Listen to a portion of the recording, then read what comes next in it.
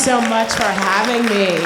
It's a pleasure to be here and a pleasure to be in conversation with you guys. And I'm excited to talk afterwards. I just want to say that this is totally Mrs. Parks' jam. So it's the mission of the sanctuary is, right up her alley. So I really feel her spirit here and showing this film. So hope you enjoy.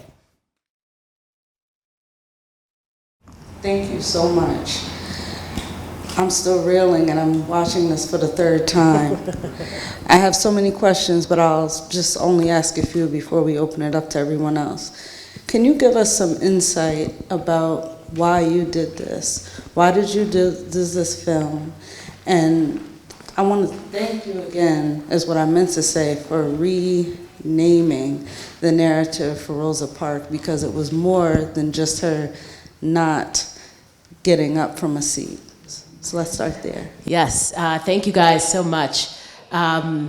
So I have to say that the initial, the first rewriting of her narrative really came from the book by Jean Theo Harris, The Rebellious Life of Mrs. Rosa Parks.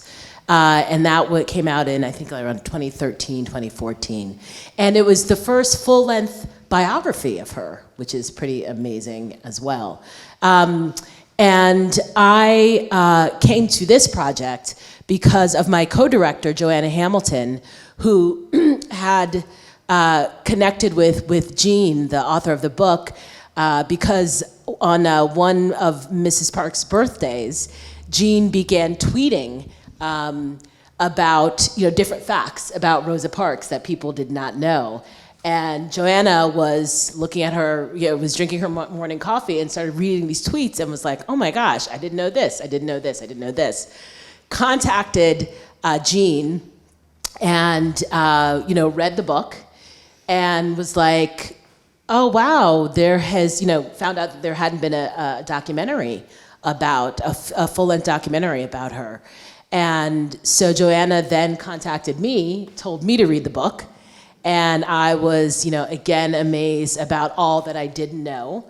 Obviously the narrow, as her nephew says, the narrow narrative of her doing something on that one day really has to be dismissed, has to be, reset.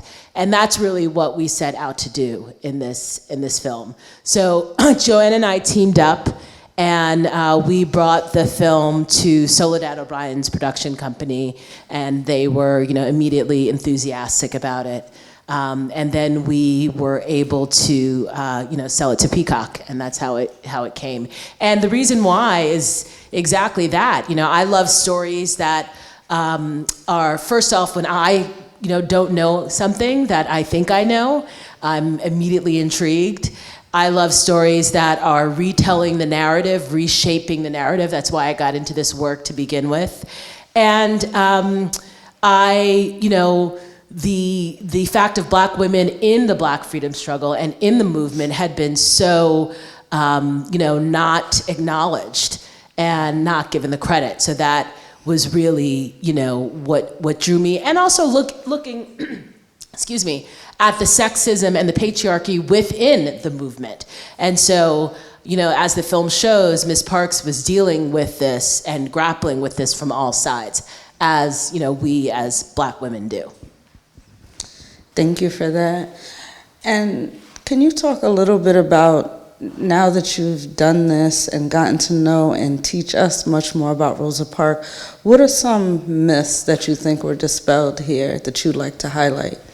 Well, one of the most interesting things to me is that, the backlash that she received. It's not like she took a stand and then everything was great and she lived, an easy life. So that, I think, is really important, because oftentimes we look at these freedom fighters, but we don't look at, we revere these freedom fighters, but we don't look at the risk that they take, both economically and to their lives, right? So that is one thing. Another big one is that she was a lifelong believer in self-defense. And she, from the time she sat with her grandfather on the porch, fending off the KKK, watching him, wanting to see him shoot that gun to protect his family. Her admiration for Malcolm X, for the Republic of New Africa. She was she always knew self-defense was a way, a strategy that we had to have in order to survive. And I just want to say, generally speaking, that self-defense was, oftentimes the civil rights movement gets reduced to, a nonviolent approach of Dr. King. And in fact, self-defense was something that, Black people had been practicing since we were brought here as slaves. So that was always part of our survival struggle. And another important thing, I think, is to understand the economic precariousness of her. She's often, considered a middle-class, woman, and that wasn't the case. It wasn't until she had got the job with John Conyers many years after Montgomery that she had some economic stability. So economically, she was very working class. Class-wise, she was very working class. So those are some of the myths. Thank you for that. And lastly, before we open it up for the audience, one of the things that you just also touched on was how her fight for humanity became so political. How would you tie that in or add to where we are today, especially in the climate of voting, and how she impacted that? Yeah, the thing that I learned also while making this film is that she was never satisfied. She was never satisfied about where we were in society, and boy, do we need, her voice today. And, I've made a number of historical films, and it's always so important to tie it to why is this relevant today? Why are we learning about this? What can this teach us about, our situation today? And so the voting rights, obviously, became really her lifelong, struggle to vote, her belief in voting, her advocacy around voting, really is so, resonates so much when we're looking at a case where, we're going through voter intimidation right now, where people are on the streets armed with guns trying to intimidate people to vote. That's like, whoa, like we're back to the 1950s. So much less the laws that are being stripped away. So that, that speaks in and of itself. One of her many issues. She was also a believer of a fighter for reparations as well. Conyers, was the first congressman to introduce H.R. 40, and that Sheila Jackson has now taken up. And she was, part of that effort, which, was a fringe idea at the time. Mm-hmm. Now we're, finally talking about it and debating it in somewhat of a real way. So, all these issues that she was, criminal justice, sexual violence against Black women, all these issues are so relevant to, to where we are today. And I just think one more before we can have folks start to line up to the mic if you have questions. One burning question, I have several, but the last burning question I have is, why do you think that the life of Rosa Parks, before you were able to put together this phenomenal film, was summed up to just not moving from a seat? As we clearly saw, it was so much more than that. I think that it's an easy narrative, right? She did, as Nancy Pelosi says in the film, she was tired and she just, sat down. That's a very easy narrative to understand or to grapple on for white people especially. Because when you really talk about, the activism from a very early age, fending off the KKK, the Scottsboro, Recy Taylor, then you really have to talk about white terrorism and white violence. That has something that this country has never talked about and still minimizes as we see, now. So it's a very easy to minimize her, to make her small. She's also a woman, so patriarchy, and patriarchy within our movement, within the civil rights movement, also reduces her. She was not given a job after the Southern Christian Leadership Council, Dr. King's organization, didn't give her a job after Montgomery. So she had been minimalized, even though lionized as a mother of the civil rights movement, but minimized in terms of her life work and her activism and her importance. Thank you. Does anyone have a question they'd like to ask Yoruba about the film or make a comment?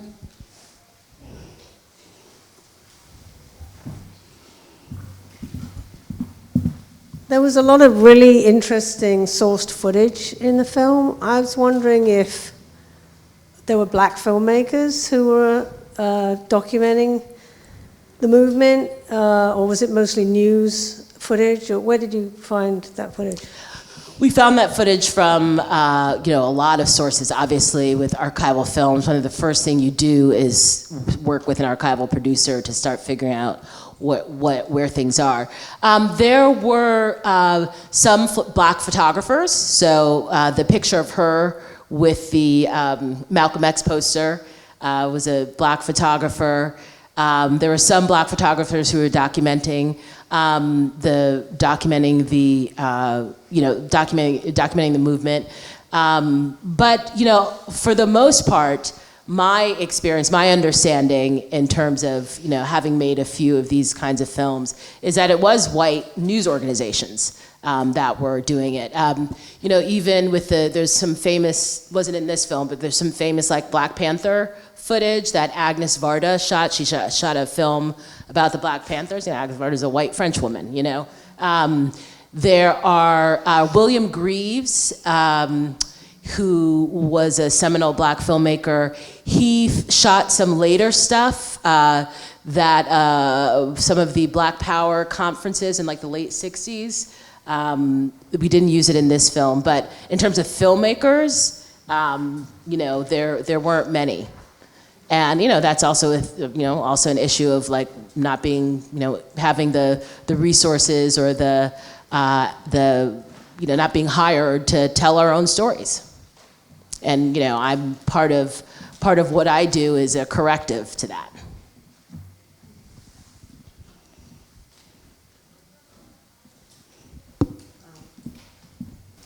Thanks. This was really, really, really, really an amazing film. I'm so grateful you made it. You open the film with that really kind of horrific footage from, I can't remember what the show is, but, trying to guess which one of these three women are Rosa Parks, and it's really, you went on then to undo that with the whole film. I was just curious, like, how you got that footage, and also the decisions to put that first, because I think it's really amazing. Yeah, that footage was really striking, and it was actually one of our executive producers that found that footage. When we initially started doing our pitching to, and our putting together our reel to pitch. And it's so striking, I mean, on so many levels, right? So that's been in there from the beginning. Before we had a film, that footage was there. And we knew we wanted to start with it. That's actually, that has been, things change constantly in the course of making the film, but that pretty much was from the beginning because it so framed, so many things. It framed that people knew the name but did not know what she looked like, what she sounded like. It also framed, she probably was doing it for economic reasons because she was being paid.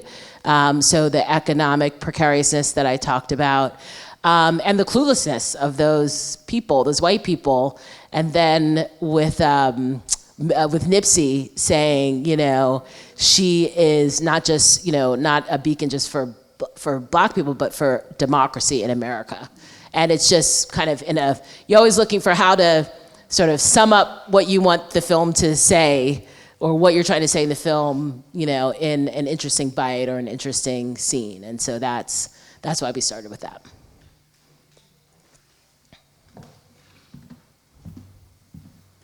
Yeah, just a couple of quick questions.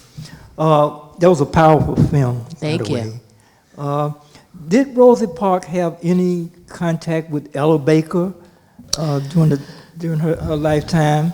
And the second question is, after you show this film to people and they see it, what are the key things that you hope that people would take back from this film about Rosa Parks? So with Ella Baker, I believe she did. You know, the thing that's hard about Ella Baker is there's not much footage of her. She was very much in the background and wanted it that way. And I believe she did. You know, one of the things that guided us in making the film is that we really wanted to center Mrs. Parks' voice. So her writing, the audio tapes that we had, the footage that we had, obviously. And the issue, there were a couple of issues with that.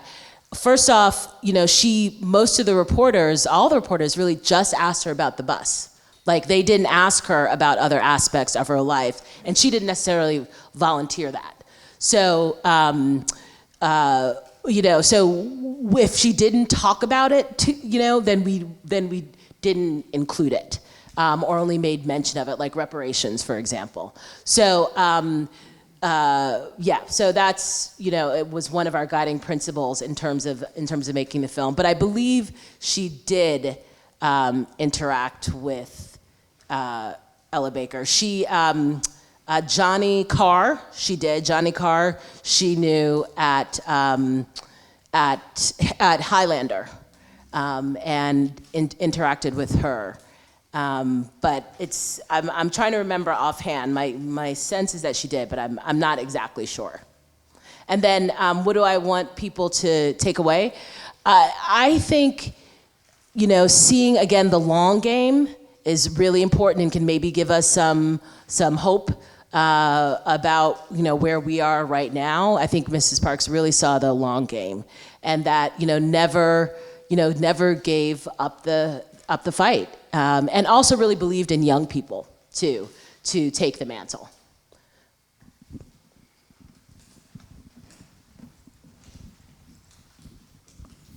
Thank you so much for being here and for sharing your amazing film with us. So I had two questions. One is, where does the film go from here? And the second is, where do you go from here? What are your next projects? Yes, thank you. So we premiered at Tribeca Film Festival in June.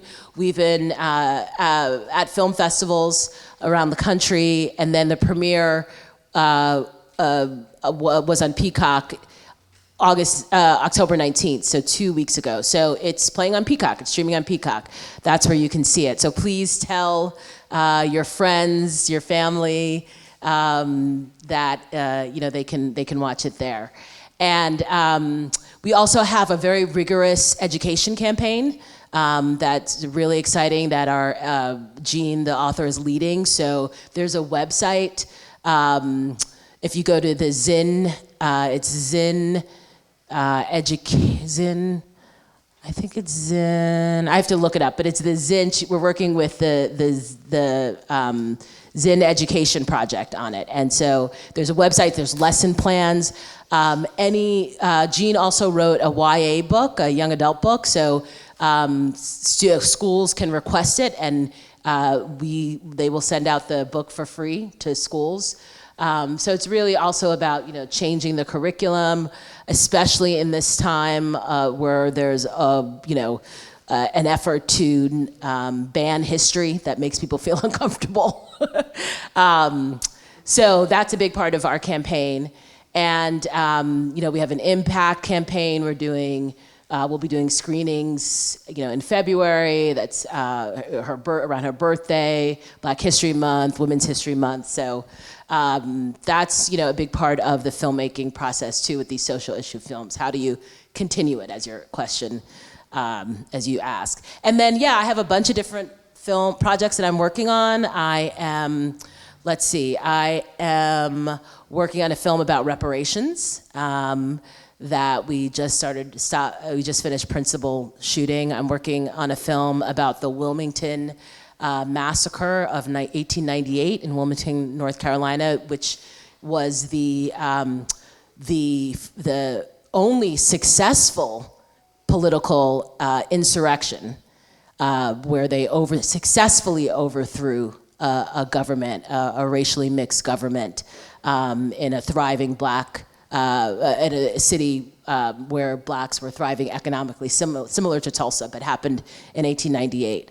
So I'm actually going to Wilmington next week to start filming on that. So. While no one's at the mic, you made me think about, there are several takeaways. One of the overarching themes in your film was the power of the media and power of the people. So while we're so in awe of your work, what is our work? Wow. I think our work is figuring out where you fit the best and figuring out what your work is, right? So engaging in which part of work for social change you want to be a part of. Is it media and making media? Is it, community organizing? I always believe in voting, even though, that's, we can talk about the problems with that, but I always believe in it, so we know there's an election coming up. I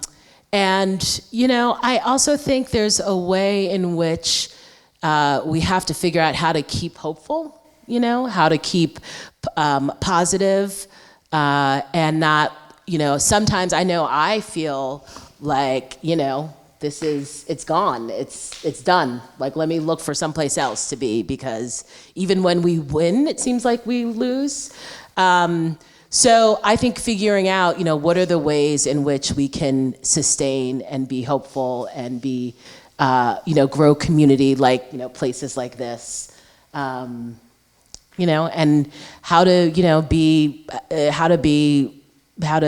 be happy, productive, good people, really. I know that's not like that deep, but that's all I got. We appreciate your truth. Is there anyone else that had a question, a comment? Oh, please come over here.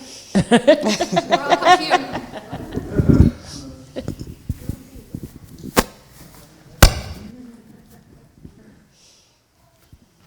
Okay, I'd like to thank you for making this incredible documentary on the late Rosa Parks. You fleshed out some facets of her life that were hereforth undisclosed or unknown by most of us.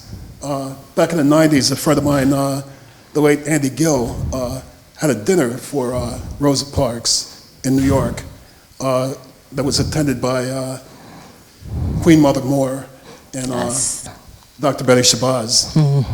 And at that time, Elaine Steele was companion and handler of Rosa Parks.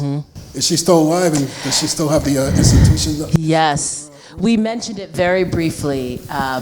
Yes, Elaine Steele is still alive, and they still run the Rosa and Raymond Parks Institute in Detroit. Yes. Well, that's great. Thank you again for the yes, thank documentary. you. Thank you for the question. Anybody else? Do you want to come up here? Yeah, do you mind, just so that they can get it on camera?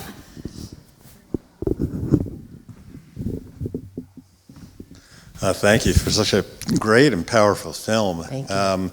I was picked up the irony at the end, with the dedication to her statue, that Mitch McConnell and John Boehner were standing there. Two people who, Boehner's no longer in politics. He's making lots of money for working for pot lobbying.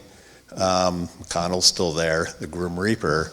But it's just, it feels like it's just, people like that. It's protocol to invite all the leaders, the political leaders, but it's it's such a whitewashing of history. Same thing with like Martin Luther King Day, which is such an amazing, great thing, but it's kind of like making him this clean human being, but we don't want to talk about certain parts of it. And one last thing, talking about Martin Luther King Day, a couple of years ago, I was in Naples, Florida, on Martin Luther King Day, just there vacationing for a week. I had a friend who had a condo, let me stay there, and it's a very rich Republican town. And there was there was Martin Luther King parade going by, and one of the floats was from the County Republican Party, and it said Martin Luther King was a Republican, and I got sick to my stomach. So anyway, thank you for the film. Thank you for that. I don't know if you thought about the irony of that, of seeing those political leaders there, but so it's not really a question, but perhaps comment more. No, that's a big, that's in fact how we pitched the project. Talking about I call it the Disneyfication of our leaders, of our radical leaders, like Parks and King and others. You see, we were going to include this. In fact, initially we thought, we were going to include this. Her name is evoked in many weird ways. One I remember offhand. Obviously, we made this during kind of the heat of COVID. One anti-vaxxer got dressed in blackface, I think in Oregon, and said, "I'm the Rosa Parks of the anti-vax movement." People, it's craziness. So yes, that is a factor. That is a fact that people do that, with these leaders. Yeah. Hello. Hi. So I'm from Jackson, Mississippi originally, and growing up, just Rosa Parks history and Black history in general was just poured down our throats through grade school, to the point where it was there's kind of a disinterest, when you're over-presented. And while watching your film, I felt very engaged and enlivened again. It awoken this, I want to say, this lost spirit I have for Black history and Rosa Parks, because all I ever really heard about her was just she was the lady who sat on the bus. And I want to ask you, how do you go about your way as a filmmaker to take something from history, something that was overpresented and maybe not told to its fullest truth, and re-engage it in today's society? How do you make that connection with the past to the current state of events? Yeah, what's interesting is you said, it was stuffed down your throat, but yet you didn't know anything else about her, which is the case. You may hear the name Dr. King, Martin Luther King, Rosa Parks, but not really know the full body, the full extent of their work and their radicalism, right? So in terms of, as I said, after reading the book and understanding the full breadth of her and of her militancy, the title is The Rebellious Rosa Parks, Life of Mrs. Rosa Parks. So that is what we really wanted to bring out to the forefront, because we knew that people had not heard about that part of it, that they would be surprised, that they would be engaged in that. And so it's figuring out figuring out the stories that are not being told, and figure out how to tell them, and figure out how to do it in an engaging way. That's the other part. So it's not just people talking about it. It's, who were people that were there, that were witnesses. What's the archival footage that you haven't seen before? What's the, within this film, obviously we worked with Lisa Gay to be the voice of her. How could we voice her words? So all the different elements to make it engaging, because in the end it's still a movie, right? So it's not a book. I tell my students, I was like, how is this not a magazine article, right? So what are the visuals? What are the elements? What's the structure that you have to think about all these things to make it engaging. And I'm so glad that you were re-engaged with her.